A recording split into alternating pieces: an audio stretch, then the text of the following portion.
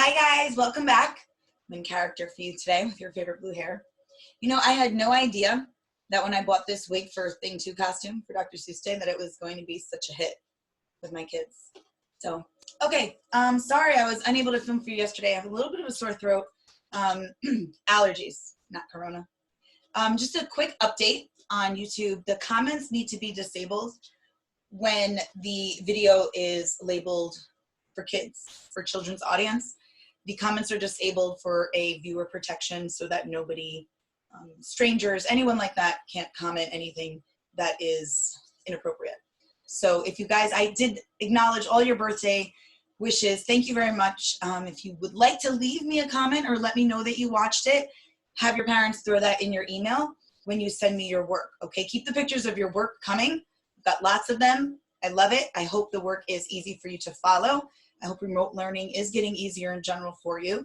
And we're going to try to continue with our regular routine and structure that we were following. Okay, we're going to continue with Wish today. I took the book jacket off. My kids know I always decorate the front of my books.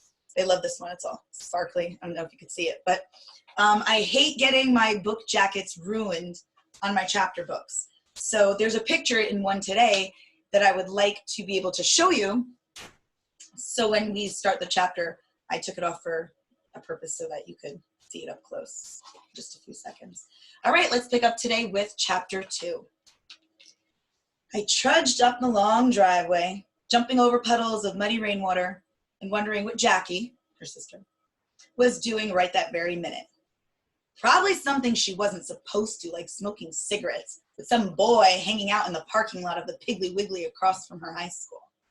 Everybody thinks my sister is such an angel, straight down from heaven, but I know better.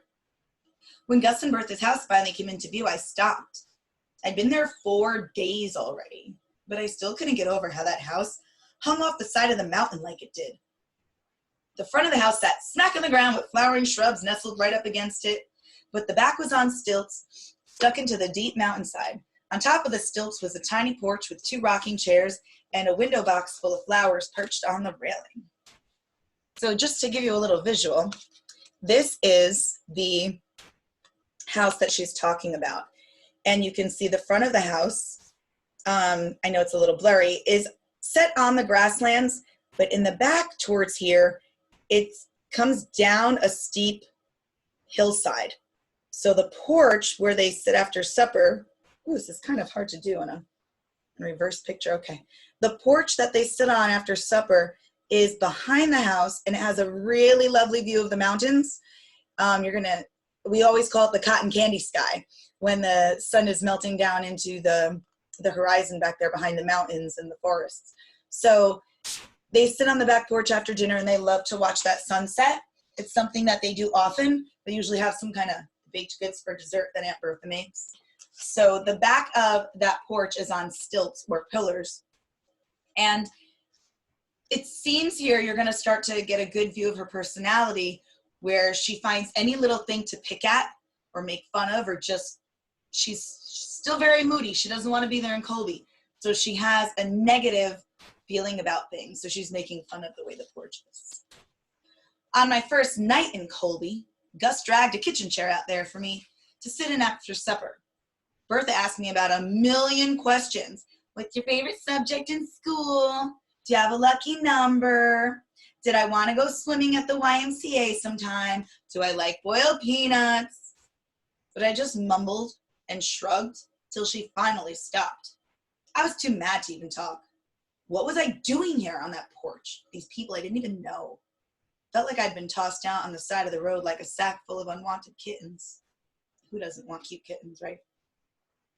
So the 3 of us sat there in silence, watching the sun sink behind the mountain and the lightning bugs twinkle off and on among the pine trees.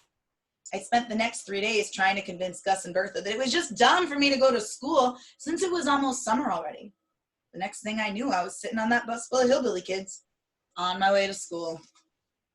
Hey there, Bertha called from the front door as I made my way across the yard.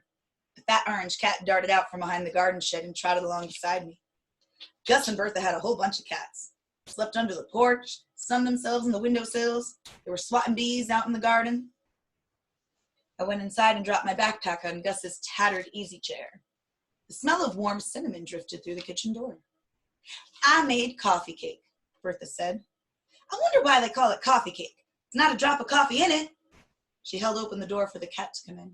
Oh, I know, because you're supposed to drink coffee when you eat it. You think? Well, anyways, who cares, right? It had been very clear to me since day one that Bertha was quite a talker. Not like her sister, my mama, who went for days without saying a word. I had been surprised when I saw how much they looked alike, though. Same brown hair, same long, thin fingers, even the same crinkly lines along the sides of their eyes and mouths. I sat at the kitchen table and watched Bertha cut a thick slice of coffee cake and put it on a paper towel in front of me. Then she pulled her chair close to mine and said, "Tell me every little thing about your first day, darling. Your teacher, the other kids, what your classroom looks like, what you had for lunch, what you did at recess, every little thing." Some girl ate a squirrel sandwich.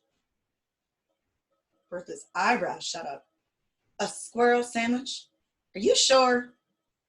I licked my finger and pressed it on the paper towel to pick up some coffee cake crumbs. I nodded, but I didn't look at her. Yeah, I'm sure.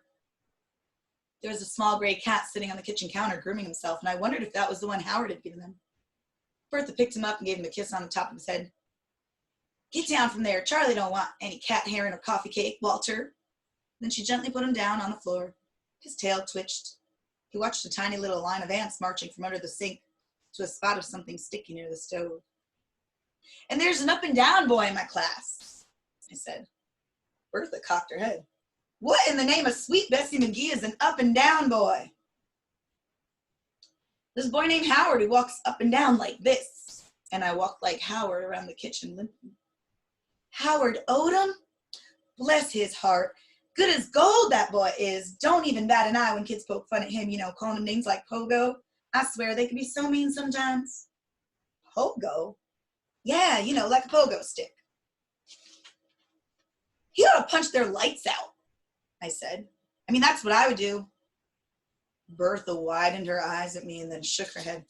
Not that boy. He wouldn't hurt a fly. All of them Odoms are like that. Good-hearted, kind, a little wild sometimes, those brothers of his, but so good-hearted. She brushed some crumbs off the table, tossed them into the sink. Just last week, those boys were over here helping Gus replace the boards on the porch. They got eaten up with some termites, and they wouldn't even take 1 penny for all their work. We sent them home with a burlap bag full of turnips, and they were just happy as clams. Turnips? Any kids who were happy about a bag of turnips? It's a little weird, if you ask me. Bertha sat at the table beside me again. So what else? Tell me something else about school. What was she so excited for? I just shrugged. I wasn't going to tell her about that getting to know you paper that my teacher dropped onto her desk like a hot potato, or about Howard being my backpack buddy. So I just said, nothing. Nothing? Nope. Bertha slapped her hand on the kitchen table. I almost forgot. I got you something. And she motioned for me to follow her down the hall into a tiny spare room where I'd been sleeping. Ta-da! She flung her arm out and grinned. I followed her gaze to a narrow bed in the corner. Propped up against the wall were 2 pillows in pink pillowcases with Cinderella on them. I realized this morning that this room didn't look one bit like a little girl's room, Bertha said. So I went down to Big Lots, and I got these pillowcases. I was going to get the matching bedspread, but it was a double and not a twin. It was a little too big. I might go back, though, and get this fluffy pink rug if I can just get Gus to help me move that bureau over there.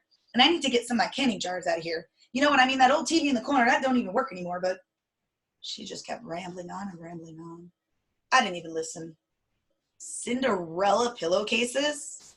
Are you serious? What does she think, I'm 5? I'm nearly 11. She sure didn't know much about kids. That afternoon, Jackie called from Raleigh.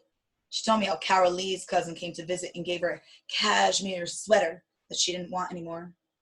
And Carol Lee's daddy was teaching her how to drive since Scrappy never would. And she said she was thinking about putting blue streaks in her hair. She said some boy named Arlo was taking her down to the NASCAR races down in Charlotte. She was so busy telling me about her happy life that she didn't even ask me what living in Colby with hillbilly kids who eat squirrels was like. After we hung up the phone, I went back to my room and I laid on the Cinderella pillows. And I just threw myself a pity party, feeling sorry for myself. How could my sister be so happy? I mean, it seemed like she didn't even care one little bit about me anymore. I bet Scrappy didn't care about me anymore either. I bet he was so busy playing basketball in jail by that tall fence at the county that he didn't even think about me up here stuck in this mountain in a house full of cats with these people I don't even know. And I knew for sure my mama wasn't thinking about me. She was probably shuffling around in her bathrobe and slippers, all red-eyed and stooped shoulders. I was definitely going to have to go out on that porch tonight and wait for the first star to come out so I could make my wish again. Maybe 2 in 1 day would do the trick. Okay, I'm going to stop there at the end of chapter 2. What I'm going to show you guys the slide of is, I would like you, back to this, can I make myself a little bigger in the corner? There we go. All right, so I would like you to see if you can do a short character analysis. Think about it. Tell me what emotions you think Charlie's feeling right now. Okay, we know she's not thrilled about being in Colby. Go back if you want to rewatch the video. See if there's any thoughts that are running through her mind that you can jot down.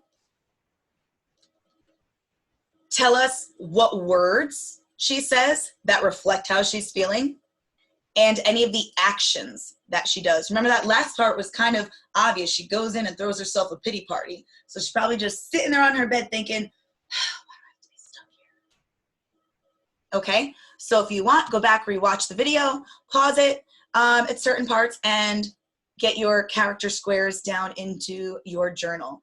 I'm gonna zoom out a little bit here so that you guys can go back and see the whole page at one time, if that helps. So if you want, go ahead and pause the video and copy that down into your journal. You can look at the screen, you don't have to copy down what I have, but as long as you copy down and label your emotions, thoughts, words, and actions, you can go ahead and fill that back in. So I'm gonna end the video here, and I'm gonna go ahead and record chapter 3 for you so we can get that up on YouTube as well.